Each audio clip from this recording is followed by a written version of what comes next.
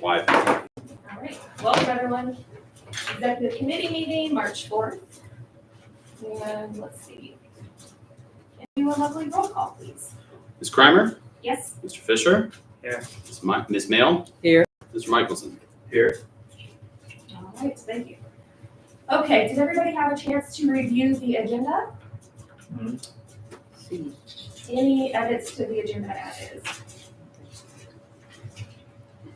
Nope, not for me. All right, can you, Motion to approve the agenda? Got to get my word choice right. do we have a second? 2 minutes, yeah. Second. Great, all in favor? Aye. Aye. Aye. David, do you need a minute? Fine. No. You good, look, I just make sure. All right, great. I'll put mine up. All the paperwork? Okay, do not believe we have anybody registered to speak, so we can skip over to the minutes from the last agenda, from the last meeting. Anyone have edits to the agenda? The minutes. Sorry, did To the anybody have previous edits to the minute. minutes? I do not. I have an edit, there was a specific ask for all copies of studies, reports, projects within the last 12 months. And an ask for operating procedures for the village administrator and the police department, and that did not make it into the minutes. Okay, I can make that change. Was that under old business or new business? That would have been new business, no? Do you remember when that was? Let's see, I believe that was under, I lost my screen with this.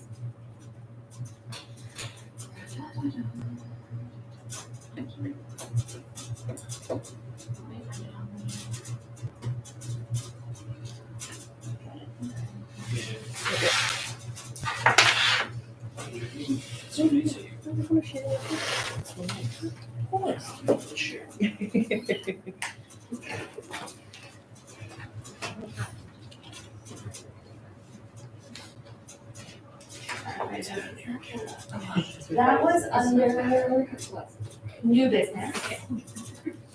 It was,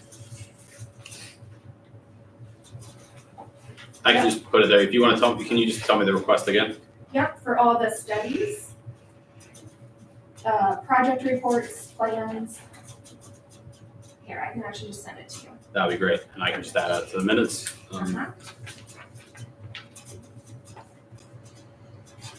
Yeah, so all the studies, reports, and project plans for the last 12 months and the standard operating procedures for the village administrator and the police department was the ask.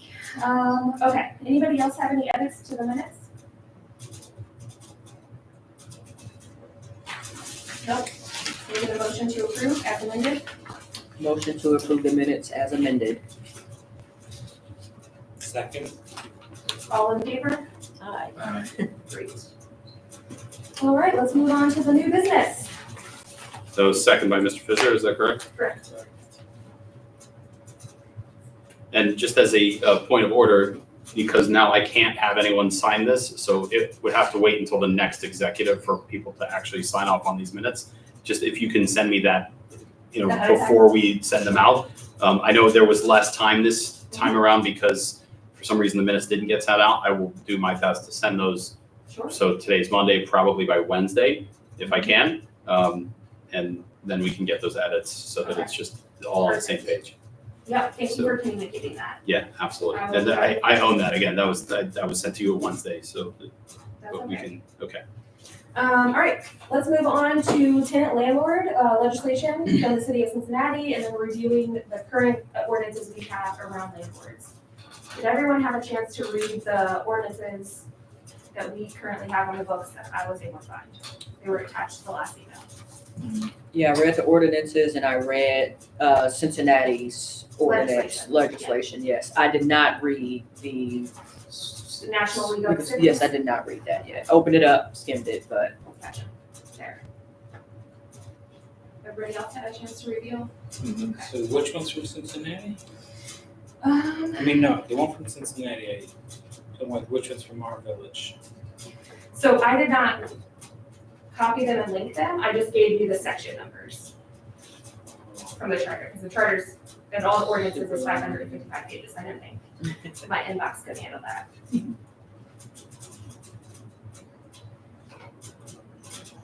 So here, maybe it's helpful if we pull them up and just go over them. I can try and get it on the big screen here. That would be super helpful, thank you.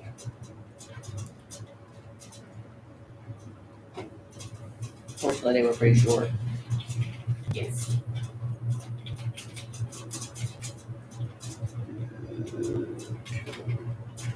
Okay, that's not.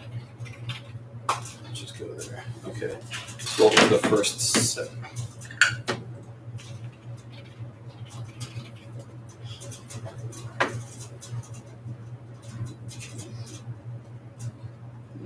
Not chartered. What's the first section?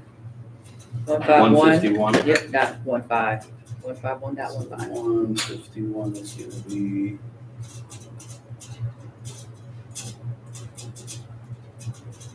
You should be able to just search. Yeah. I mean, yeah, let's try one. There you go. 0.15. I mean, just give the Oh, whole yeah. section. That's fine. Oh, so that's under income tax, right? I noticed that before. Sorry, no, it Yeah. was weird. So this one is really for landlords, but it's specific to reporting who is actually renting their property so that we can impose taxes on them. If you click that, yeah, there you go. I thought the Control F function would go quicker. It didn't. Okay, so here you go. Could you zoom in just a little bit? Um, I think if you go to the magnifier, there we go. Perfect. Just so we can actually. does that actually make the? Does it cut off anything? Move over the arrow on the top, near Ohio. Yeah, if you minimize that, on the Sorry, blue. I can't actually see because this thing's Oh, not. sorry. It's 2 jobs at once, 3 jobs at once. Okay. One. The arrow's by the blue bar. Yeah, so up at the, No, Okay. take away the sidebar. Yep, there you go. That's what you're saying. Okay, I was zooming this way. Probably too many There we arrows. All right, there we are. Okay. Too many chefs in the kitchen. Yeah, Right? No, I'm yeah, kidding. yeah, I'm just yeah. kidding. You guys are great. Okay, so here we go. So this one is specific to taxation. My question, and I don't think this is super related to what Ron was asking for, but I did have a question. Is this what he was asking? I did not see any legislation that talked about a registration requiring a filing fee for landlords. That was nothing passed. That was something that was floated about. I think There was when no I was on current council. legislation that he was referring to. Yeah, that was Okay. nothing that was ever passed. What we have now is, and again, the way that this is actually played out is the clerk's office keeps a registry of all the landlords and all of the tenants, and they send out a form every 6 months for landlords and tenants, really landlords to fill out who are your tenants, and then that's reported to Rita for purposes of income tax, which makes sense why it's in this section. Perfect. Did anybody else have questions on this one, or should we move to the next? Okay. Can you pull up 55708? Yeah.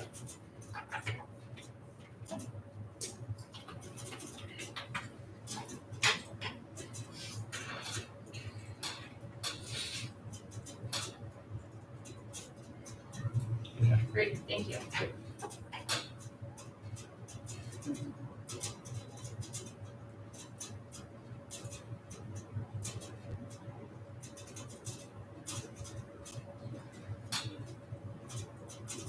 So I'm just pausing so folks can read this, because I don't want to read it out loud. If you want, I can. I'm pretty good at that. I don't mind. Yeah, you go read out loud, chef. Oh, thank you.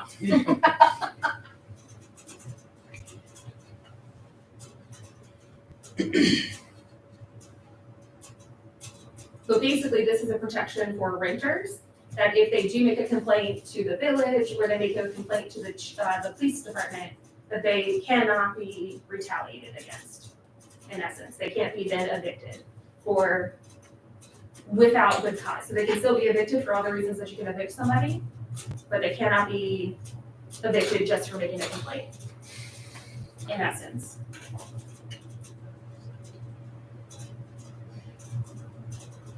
I don't see anything on here that talks about code enforcement. So if you're making a complaint directly around the conditions, your living conditions, so this might be something that we wanna edit or cover. Well, that would We have be, to talk to the solicitor. that would be this section, right? Mm. That the tenant complained to the police or village official about nuisance would be code enforcement. Criminal activity obviously is police, calls for service, nuisance or criminal activities, again, same thing. So if the landlord keeps mattress, this is something that happened sadly to a neighbor on Vera.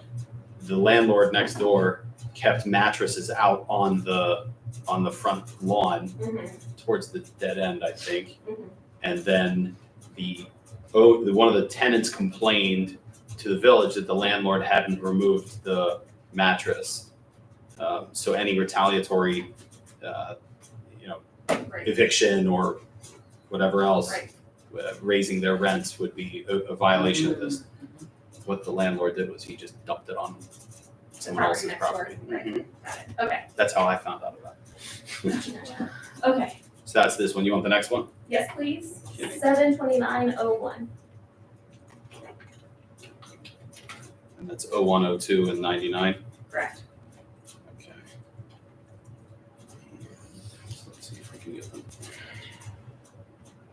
both on here, more or less. Is that big enough? So this honestly, in my opinion, just relates back to that tax reporting. They have to report if there's a new tenant, and then they have to report when that person leaves. Right.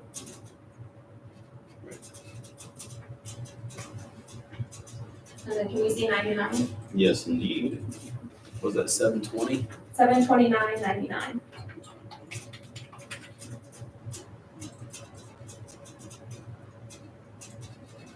So misdemeanor. Right, so this is the enforcement if you fail to report, right? So my suggestion and the question that the village administrator had asked us was around code enforcement specifically for renters and reporting that. We cannot go after renters specifically, we need to enforce code enforcement equally. You can't target certain demographics, it's against the law. My suggestion would be that we look at the city of Cincinnati's ordinance, putting some teeth to the ability to actually enforce code. And what their ordinance does, I don't know, Eric, if you could pull that up, it's in the email I had sent.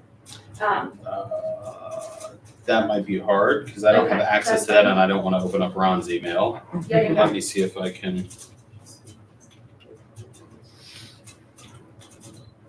But what the city of Cincinnati's ordinance does is it penalizes the landlords if somebody has to be removed from their house because of different conditions regarding code enforcement or the Department of Health.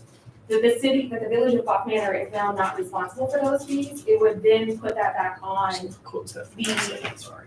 the landlord, and it gives the village, in this case, the authority to go after that landlord for those costs. So that for me is a safeguard, that if we are upping code enforcement to make sure that folks are living in livable conditions, we're not doing that without a guardrail where people would just be out on the streets, right? Because that creates a concern, and I think that my goal is to make sure that we're putting in legislation that that is protecting those that are most vulnerable, so our seniors, our low-income folks, and our renters. And what I would suggest is that we have the solicitor look at the city of Cincinnati, write a policy that mirrors that and works with the current legislation that we have. And then my second ask would be to go to have the administrator look at national leagues of cities to see what else we can do to incentivize people to actually register as landlords in the village. And how we can also protect folks who may not have a lease, because that is a common thing that you have an issue with. So any of this legislation, to my understanding, would not protect somebody if they have a lease. So the landlord could still be retaliatory, could still do all of those things. And there's not much recourse that an individual would have.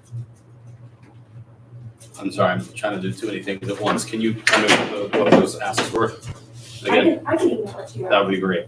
I'm like trying to pull this up for you, I'm like, there's no way. Yeah, And, or if you want to send me where you're taking minutes, I can help. it's just a Word document, yeah. asked. Thoughts? So why do you think that these are enforceable only if the tenant and landlord have an agreed upon lease? Why does not having So a if you lease look not at the cover? retaliatory, it's only, you can still be evicted, but it's, you cannot do it outside of the lease. That's how I read that language. Okay, I'll have to go back and look at that detail. That's not paid attention to. Okay. So if I got those right, it was exploring protecting tenants' rights for those without a lease against retaliation, and what was the third one you said? So what I said for folks without a lease is that I think this additional, so it's a couple things. So the city of Cincinnati legislation, I'm asking that the solicitor write legislation that mirrors that and works in conjunction with our current legislation, right, our current ordinances. That then protects folks who have leases. And then I'd also like to explore protecting different legislation to protect the most vulnerable, so our seniors, low-income residents, and renters. And I'd ask that the administration works with National Leagues of Cities on the toolkits that they have specifically for small municipalities on how to incentivize your mom and pop landlords, right, on actually registering, participating in this, and the benefits. Right now, we were talking about a fee to register, which is that's not an incentive. You have to pay to do this thing, right? And I know that you're doing it because you want code enforcement. So how do we actually incentivize people to participate in this program so that we can make sure folks are protected and living in healthy environments? Speaking of which, we have not had like a code enforcement report since we've been on council, so a couple of months. Is that a routine thing that happened, or can that be something that happens? It's a great question. I don't have. Like hearing from Jim or Officer Matthews on, Or is it part of the mayor's report, since I think code enforcement goes to mayor's court, correct? You get fined for code enforcement? So Jim does, I would say 95% of the work doesn't go to mayor's court. It's addressed through warnings and meetings, and the very few that people just don't respond or don't take action are the ones that go to mayor's court. Most of them, Jim addresses with the property owner. I hate to speak for people that aren't here, but I've just seen it in the past. He uses software that kind of tracks it for him. And there's certain benchmarks that come up, from the time of first warning. Then there's a benchmark on when you reach out again or follow up. So he's addressed that in the past, but it may have been quarterly. It's not a monthly thing, because these cases he works on aren't resolved in a short window. They take a long time. yeah, From beginning until they're resolved. yeah. I mean, I'd love to see it on the agenda for somewhere, whether it's this committee or full council or something, of, his report through, a summary of 2023, and then on a quarterly basis or something to that effect moving forward. Just so we have an idea of like, where are we seeing, like, where are our nuisance properties? Is it homeowners or is it landlords? How many it is, what the actual complaints are. Exactly. Yeah. Are we talking high grass? Are we talking mattresses in the yard? Are we talking, Not taking in your garbage cans on time. that creating rodent issues, something along those lines? I think that step number one with this is to bring Jim in. Let's hear what he's currently doing. We're starting to fix an issue. Let's hear what the village is currently doing about it. What does he yet have power to do? And what does he need more power to do?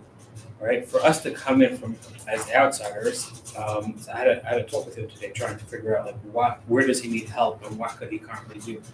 So he says that there's a law where he's allowed to use health issues. He could get into some. You can't really go into people's property because of the Fourth Amendment, but you could. If he's invited in and people, then he could go in and then he could use the health. It's called a national. It's the county, you meant to say. The county's health No, department county, yeah. could take over, and then somehow get them to fix up their houses and take it from there. So there is a little bit that he could do. I would love to have him come in and explain what he's allowed to do and what he could do and where it is a loophole and if we have to patch it or the current system could be worked if it's just enforced. And then the issue comes is how do we enforce any of this because it costs us money and if we don't have the resources, it's not gonna help us to try to run down that road. But I think step number one is to find out what exactly is going on. That's what I feel. So I'm understanding that both from Ms. Brewer and Mr. Fisher, you'd like to hear more about what the code enforcement is accomplishing on a quarterly basis. She wants to know what they're accomplishing. I want to know what is his capabilities. What Are okay. his cards that he That was, okay, I'm sorry, that was my question. What is he allowed to do? What laws could he tap into? And how does he go about now if he finds out that someone is living without water? What could he do now? Yeah, I think and I agree with that, I think that the legislation from the city of Cincinnati that I'm asking us to look into doesn't stop him from doing any of that, it just gives us more power to, if somebody has to be displaced because the health department has said this is not a livable condition, it allows us to go after that landlord for the cost to relocate that individual. So it puts teeth to his position as well. Also, we have to know once he could tap into the Ohio, to the county's health department, what rights do they have? Could they have all of this already? I don't know. Right. So that's the question, what does the county have at their disposal to know? So I think these are just stuff that would help for him to come into the next meeting. Somehow we should arrange that. That would be my opinion. Do you know if this passed in Cincinnati? Yes. It is passed? Mhm. Yep. It passed in November, December. This is still the draft. Yeah.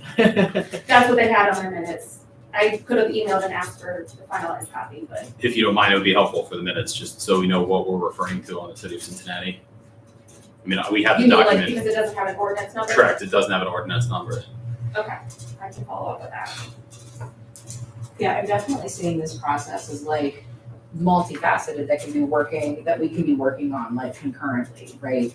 Because like we're talking with the county about potential opportunities for like grants that they could be funded for home repairs, there's all of these things. So I think the information that Jim is gonna provide is valuable. It'll also help to have like a historical, summary just of like the past year, just so I have an idea of what things are looking like. And then if we do end up writing legislation, like that's gonna go through community engagement because we're gonna be writing, or we're gonna have to have feedback on it, because we're gonna have to have the readings and stuff, so, I think this has teeth in a couple different, lanes here, so. I would think it would go through executive only because if we're looking at enforcement, penalties, legal things, that's kind of under the executive's purview and not really community engagement. Yes, part of it, but I do think that this is going to impact our residents, and so. Doesn't everything? Yeah, but I definitely think it's going to, like, why wouldn't we get their feedback?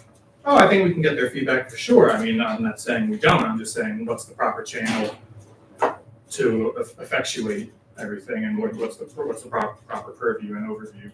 I really don't care about the purview, it's really more about accomplishing each set of the vetting process if we are going to, sit here and pass legislation. Sure, yeah, and if we're passing legislation, I would think we would want to do it in the right way. Yeah, Zach, I think you heard her say it's one or the other, and that's not what she was saying.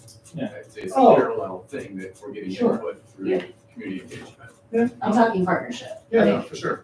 like, community engagement's gonna have a say, or have a component of each thing that they're doing. Like, I'm not taking anything away, like, community sure. engagement's not taking anything away from executive or finance or anything else. It's just, that is the role of community engagement, is to take what is happening in these meetings and then take it to the community through whatever forum, town hall, surveys, what have you, and get that feedback, and then I'll come and report it back to you guys. Oh, for and then sure. you got it. I was just saying, I just want to make sure we're going through correct channel. Right. That was never a debate. Well, and I think the other part is to make sure that if this is new legislation, we are also reading it in its entirety and not passing it as an emergency, not passing it by title only. That's part of making sure the community actually knows what we're doing. Sure. And when we read it by title only and we pass it as everything as an emergency, we're doing a disservice. Mhm. And we're hiding, frankly. Sorry, Eric, the whole section on 557 is all about chronic nuisance property. And that actually talked about, the solicitor having a role in this and getting reports on properties that are deemed chronic nuisances. That was one other issue I wanted to bring up and make sure, is that happening? Are we getting reports on this? Well, I'm sorry, I wasn't clear on the question. In section 557. Yeah, I'm familiar with Oh, the yeah, section okay. you were referring to, I Yeah. just wasn't sure what your question was. Yeah, so it talked about the solicitor providing reports about properties in the village that are deemed chronic nuisances. And I just wasn't sure if that was happening. Not so clear on what part of solicitor. Period. I just saw it.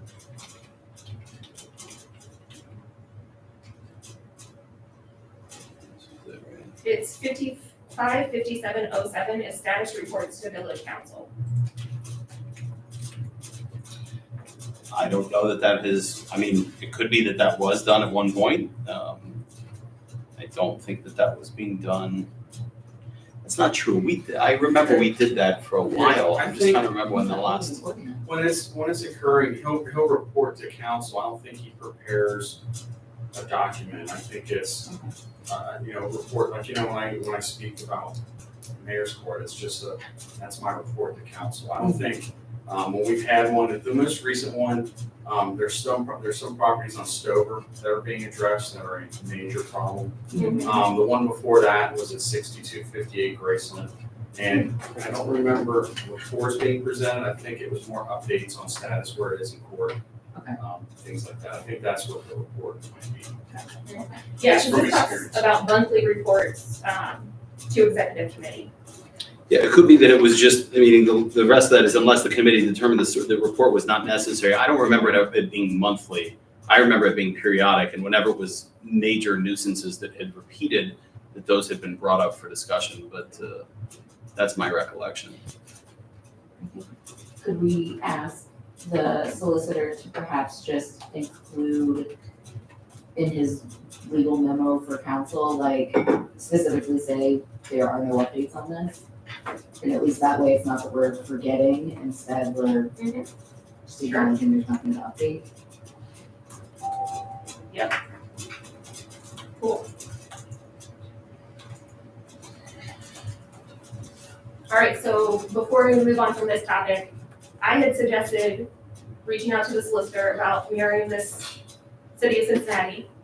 I know, David, you wanted to hear from, I believe you wanted to hear from Jim first, correct? Other thoughts from committee members? Yeah, I think just doing the hearing from Jim would be a great step, just, get all the facts laid out and documented, and then we can, figure out, what David said was where the holes are, where we need extra force or whatnot. And also what happened in the past year. Just- Yep. That would help us also figure out Okay, how we could do, what we could do for the community for the future. all right, so we'll report out from Jim, and what has the last 12 months looked like? That was Charlotte's, No, thoughts? Just kind of to emphasize or repeat something that you said previously, I just don't want it to go unrecognized, that, like, for example, at the last town hall, some of the resident feedback was on code enforcement, like that wasn't asked from the residents. So, I just want people to know who's listening that is something that's being addressed. Like, before we do that, we want to make sure that people who need to be protected are protected. But this is our attempt to address some of those concerns. And we also have a couple of experts that are willing to help us too, like, which I haven't, there's no really reportable progress yet, but we've been in contact with city manager or assistant city manager, Virginia Talon's office, the Legal Aid Society for, giving help to residents and being resources there. So, another lane of which we're all coordinating. All right, so I will add this back to the March agenda. And Eric, can I ask that the administration invite Jim to the meeting? I can pass the message. Thank you. It is your personal responsibility to make sure that we have Jim is here. Chefs, Eric. We'll see how that goes. All right, that leaves us For the with, record, I'm kidding. that leaves us with the request for the police database, where we were picking up last time. So now old business. Yep, on to old business. I can talk a little. So, Eric was kind enough to send over the, contract request. Everything looks, just based off my initial, kind of look over, it looks pretty standard. There's a fee per how many licenses you need, a license per officer and, potential administrative staff and things like that. It's all pretty standard stuff. The only thing that I would kind of hope to get a little bit more information on is there's just one line in it that says second year payment amount moving forward, $7,380. Typically, I often find that 3-year contracts are kind of like the sweet spot. And just that language just is a little vague in that, is it always going to be $7,380 moving forward in perpetuity until we decide not to use it? Right. Or is there going to be an increase if we use it beyond a second year into a third year? Right. Just kind of figure out exactly what that increase would be potentially into the third year, because if we're moving the whole system, and I'm sure the captain could speak to it, the chief could speak to it more directly. But often when you switch huge systems like this, there's a lot of lead up and a lot of making sure everything is working smoothly, and sometimes running concurrent systems in that transition time. And sometimes just a 2-year time frame is a very short time frame, where if in the first year we find, oh, this really isn't working for us, the time to investigate something new, put an implementation plan, and then implement that. Sometimes 2 years just can be kind of truncated. So I just want to make sure there's not going to be a huge surprise increase in the third year or anything like that. That's the only things I would kind of recommend finding out more about. And but besides that, it looks pretty standard. I mean, I don't know costs compared to other police systems, but every kind of area of data systems has their own kind of cost structures and general roughly what they cost. But I mean, it looks pretty standard. Awesome. Thanks for looking into that. Yeah, thank you for doing that. Yeah, that again, I wish Captain Reed was here because he did so much work on this throughout all of last year. The quote we're working on is dated from January 2023. So you weren't here for the last meeting, but I spoke that the vendor has been kind enough to kind of hold this quote. Oh, great. We're well past this price, and then the payments that we have set up, they're honoring that. Speaking with Reed today, we met with Eric and Mr. Earth, and I know it's going to be $3,000 more if this quote expires, which is likely going to happen at the end of this month. We can't figure this out. I know while I was away, we didn't follow the blueprint or the model map for getting this done.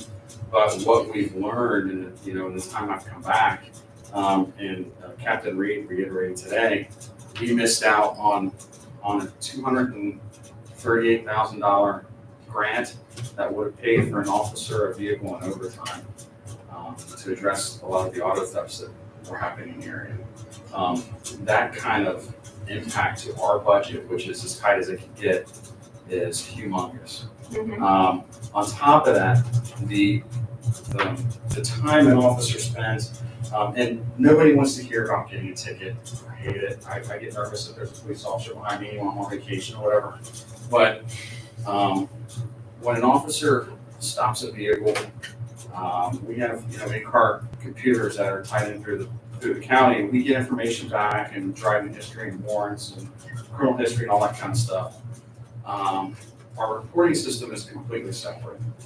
And on top of that, outside the reporting system, we still use paper. We use paper tickets and paper tow sheets. We use all these kind of documents. So if an officer stops a car and realizes this person doesn't have a license, they were going 60 miles an hour past the school, and there's 2 toddlers bouncing around in the front seat, ready to tow the car and issue multiple citations. This is happening handwritten as we speak right now, handwritten on the side of the road multiple times for each violation. The tow slip is manual. Then the officer has to deal with getting the vehicle impounded, come back and get all that information entered. So it's funny that I would hear about, we want to see more officers on our street and we want to see more officers here.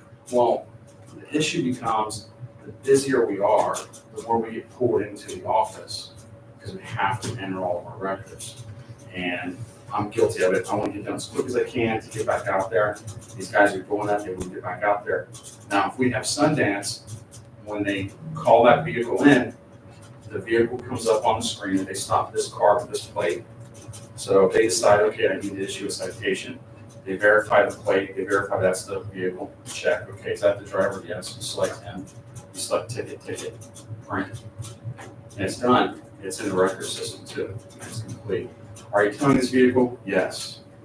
What was the company? It's a pull down that we use, it rotates, that company. Now it's done. Now, when they realize Monday morning what a mistake they made over the weekend and try to figure out, why is my car not in the driveway? Where is it? They could go online and see where the car is, because this system allows us to put our records online for the public. So if they need a traffic accident, an impound record, run report to what happened at my neighbor's house, what happened when I was out of town at my house, they can pull that up right away. They don't rely on an officer to beat them and photocopy it and do all that stuff. It's all there. So there's a huge time saving in that. And we're already stretched thin to be able to keep our people working outside versus inside. It's really important to me.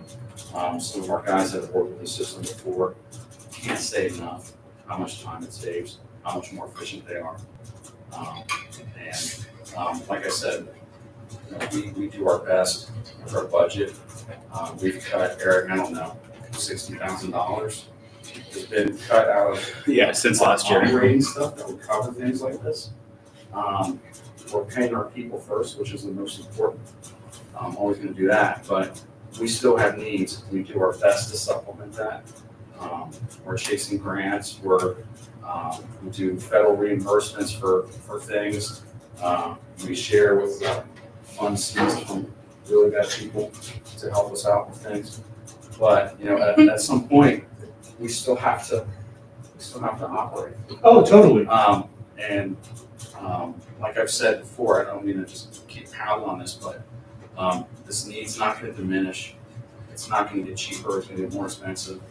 And I just feel like when we save money through our use of our budget and put money back into the reserve, that's kind of a rainy day fund. That's what we would hope when a need like this arises, we would use that reserve for. We're missing out on grants right now. I mean, yeah, I agree with everything you said.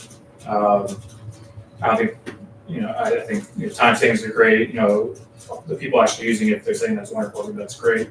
All I'm just pointing out is that kind of, and I think you illustrated that, this is an old quote. And so if we don't use this quote, it's going to increase, costs increase over time. So it would just be good, just from a fiscal perspective, to try to, not saying that this is a poor contract or we should use this contract. I think it's totally fine, totally reasonable to use. It'd just be nice to know for future planning what they might be thinking down the road. That's all. Just having a long-term fiscal view on it. No, I understand. Doing our due diligence. So again, Captain Reed is paying attention to the meeting. He sent me a message that he just spoke with Dennis from Sundance. That 7380 is set. It will not change. It's just what that usage fee is. That's great. You can have something put together in writing if we need that. What the annual cost is moving forward. But the return we're going to get on this far exceeds what this cost is. Yeah, if that's a fixed rate, that's it's pretty nice. Because I know all the things that I work with every 3 years is going up like 15-20%. Yes. It's crazy. Yes. David, Mel, thoughts, comments?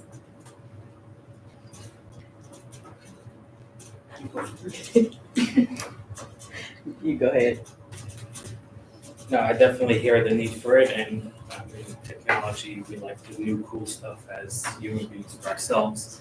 I could imagine that the police department would like the stuff that actually helped them out, that I don't see any reason why we shouldn't proceed in going forth with this. Our system is outdated, and we have to update it. When it comes to finance, I think we're gonna have to figure out how we can get that financed, but if we do have to go ahead of this committee. Yeah, I definitely see the value in it, obviously, but I'm glad you kind of already said it. It's just like, who's gonna pay for it? Yeah, delved into it today with 'Cause I my mean, man over there. Thanks for and- sharing the story and the specifics, and I mean, like, I think even previously I understood the value of it. Yeah, Before the time, and the fact that, it costs money to make money, but I mean, why won't the police department pay for it if you guys know you're gonna open yourselves up to 200,000 if it only costs you 15,000, for example? I keep harping on it. Eventually, I'm gonna run out of when this excuse counts, but I'm getting going for all I can. I missed so much of last year. And honestly, we got this quote while I was still here, and we looked at this because we knew other agencies were using it. And then we knew of a program called SWIFT that the state of Ohio uses. What's it called? SWIFT. Swift. And so we were looking at that too, and we realized, so when I left, I was like, yeah, this is kind of pricey for what we have now. Now, this takes one officer and makes them like 4 different people. But SWIFT doesn't do a lot of this for us, in-house stuff. I just think of, and for example, like our tow log, it's a binder with carbon sheets that we give to people or give to the tow company. So when somebody comes in to get or ask a question about it, our clerk has to go from back and forth to get the binder and bring it back and forth. And it's just to be able to have the records in front of you that are accurate. Can you send me a copy? I know I'll tell you what your email address. I'll send it to you right away. It catches us up where we should be a long time ago. I think we're getting a lot done, but we're doing it the hard way. It's not about being cool. We're already cool. But we just want to be more efficient. It shouldn't. Yeah. I'm old. I remember when one ticket was one violation. Now there's a couple you can combine. But like if you stop somebody and they were like in a lot of trouble, you just were like, oh, I'm gonna be writing forever, and I gotta press hard to some carbon paper.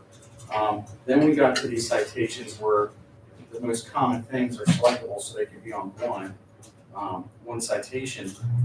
They were reworked by the state of Ohio a couple of years ago, so they not as many fit. So we started going backwards with these paper tickets.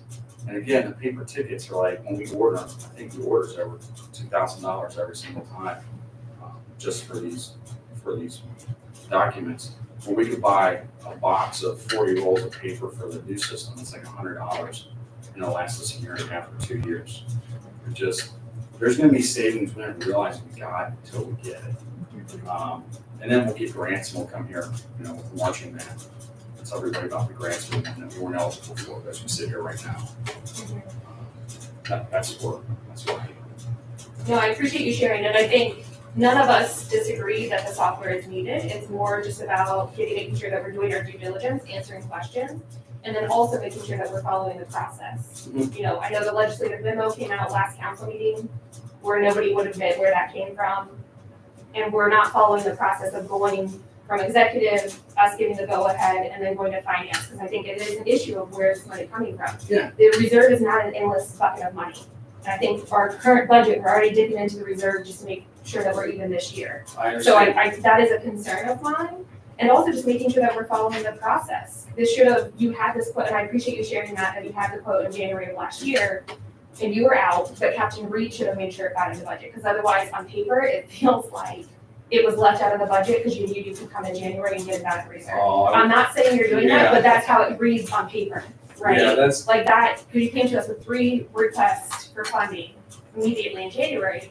And I'm not saying you're doing that, but that is how it can come off if you all have been sitting on this quote for so long and it just never made it into the budget. yeah, well, I appreciate, Sharon having history with us. I mean, this is not how we work. I've been here for 27 years. I've sat here, I would come into council meetings, and this is not my arena, this is not what I like to do.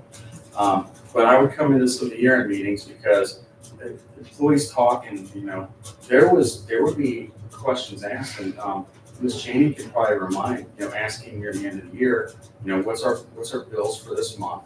And do we have the money in the bank to pay them? And the answer was like, I think so. Literally, I remember just, I think so was the answer instead of what Eric gives us. With these gigantic, awesome spreadsheets that give us everything that's happening. We were never there. We didn't know what reserve was. We thought that's where how you got a table at a restaurant. We didn't know that was money left over in the bank. So, and when I got into this position, we were finishing the year with less than 50 or 60,000 in reserve left over in the bank, with a really tight budget going forward that we knew we were going to have to get into. And now, now we've built a huge reserve, and for what it is to proportional to what our annual budget is, to be able to build a reserve in the time frame we did, speaks volumes. It's not telling me that we're just buying stuff to buy it. You know what I mean?